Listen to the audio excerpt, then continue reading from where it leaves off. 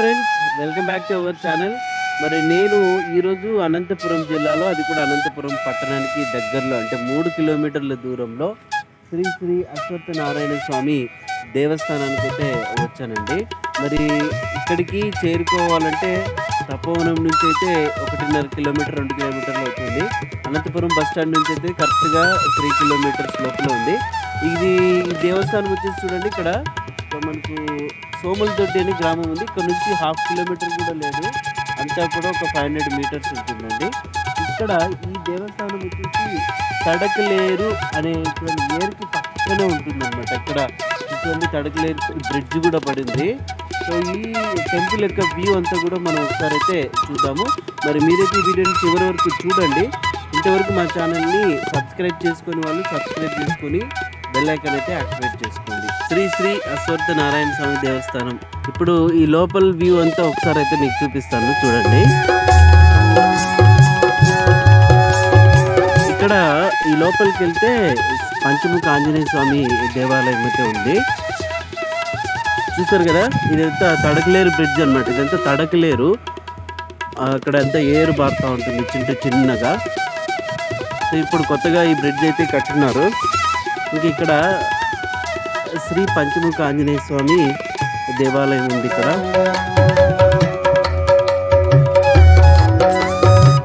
పంచముఖ ఆంజనేయ స్వామికి ఎదురుగా ఇక్కడ శివాలయం కూడా ఉంటుందండి, ఈ లోపల ఉంది. ఇక్కడ శివుని కనిపిస్తుంది కదా, ఇక్కడ దర్శించుకోవచ్చు మనం. ఈ తడకలేరు బ్రిడ్జ్ కన్స్ట్రక్షన్ అయిపోయిన తర్వాత ఈ కింద కూడా చూడండి ఎంత బాగుంది. ఒకవేళ భక్తులు ఇక్కడ వచ్చి వాళ్ళు వంట చేసుకోవడానికి ఉండడానికి కూడా బాగా నీట్గా ఉంది. ఇంక ఇదంతా వంక అనమాట. ఇక్కడ అశ్వత్థనారాయణ స్వామి టెంపుల్ అయితే ఉండేది. మరి ఈ టెంపుల్ వచ్చేసి దాదాపుగా 100 ఏళ్ళ కాలం నాటిదండి, ఇప్పుడైతే కాదు, చాలా ప్రాచీనమైనది అనమాట. ఇక్కడ ప్రతి సంవత్సరము మాఘమాసంలో 3వ వారం వచ్చేసి ఇక్కడ తేరు జరుగుతుంది. భక్తాదులు తండోపతండాలుగా వచ్చి కూడా తేరులో పాల్గొంటారు. ఇక్కడ వారం రోజులు ఉత్సవాలు అయితే కూడా జరుగుతాయి. అక్కడ తేరు కనిపిస్తుంది చూడండి. అశ్వత్థనారాయణ స్వామి దేవస్థానానికి ఖచ్చితంగా మనకు ఇక్కడ వేప చెట్టు కూడా చూస్తే ఎంత పెద్దగా ఉన్నాయో చూడండి. ఇక్కడ మనం ఇక్కడ ఈ 2 విగ్రహాలు చూస్తున్నాం కదా. సో ఇక్కడ అశ్వత్థనారాయణ స్వామి, ఇక్కడ వచ్చేసి లక్ష్మీదేవి విగ్రహాలు అయితే మనకు కనిపిస్తున్నాయి.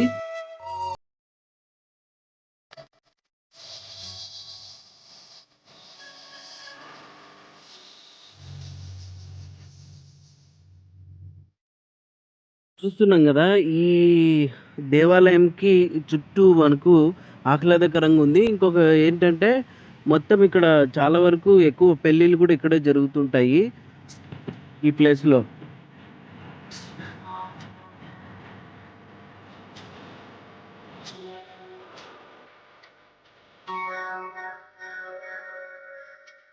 చూడండి, ఇక్కడ భక్తాదులకు మంచినీటి సౌకర్యము, మరుగుదొడ్లు, సో అన్ని ఫెసిలిటీస్ అయితే ఇక్కడ ఉన్నాయండి. సో ఎటువంటి ఇబ్బంది లేదు. ఇంక ఎండాకాలం అయితే మాత్రము ఇంకెక్కడైనా పడుకోవచ్చు ఈ ప్లేస్లో. చాలా ఆహ్లాదకరంగా ఉంటుంది ఈ వాతావరణం అయితే. చూసారు కదా ఫ్రెండ్స్, మరి ఈ టెంపుల్ని అయితే మరి మీకు ఈ వీడియో నచ్చినట్లయితే లైక్ అయితే చేయండి, షేర్ చేయండి, సబ్స్క్రైబ్ చేసుకొని బెల్ ఐకాన్ని యాక్టివేట్ చేసుకొని ఆల్ నోటిఫికేషన్ సెలెక్ట్ చేసుకోండి. లేటెస్ట్ అప్డేట్స్ అన్నీ కూడా వస్తాయి. మరి ఈ టెంపుల్ని ఎంతమంది అయితే చూసారో కామెంట్లు అయితే పెట్టండి. అంతవరకు ఈ వీడియోస్ చూడండి, నెక్స్ట్ వీడియోస్ వచ్చేంతవరకు.